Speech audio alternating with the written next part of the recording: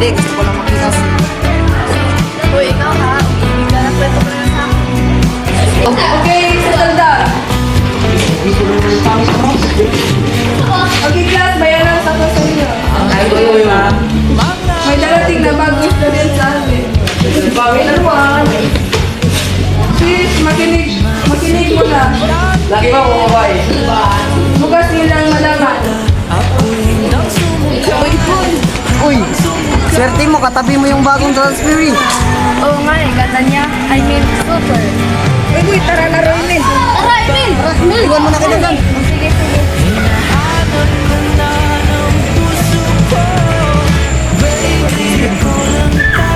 Hi, Princess.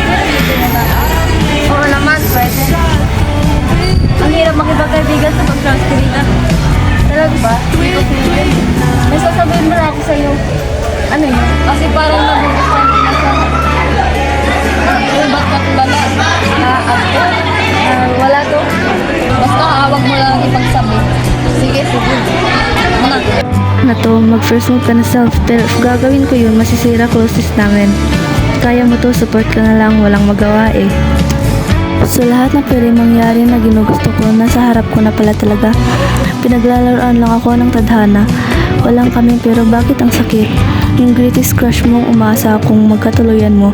Kahit na hindi pa ngayon pero at least soon ay hindi na matutupad.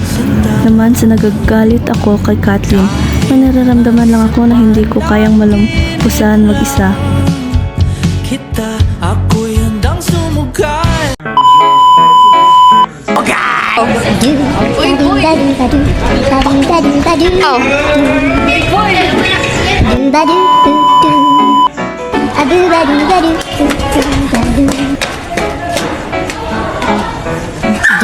Gagi, Jackson!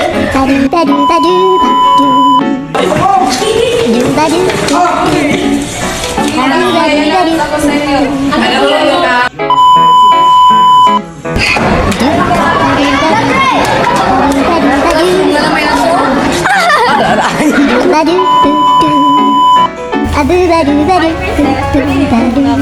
Oo, lagi naman.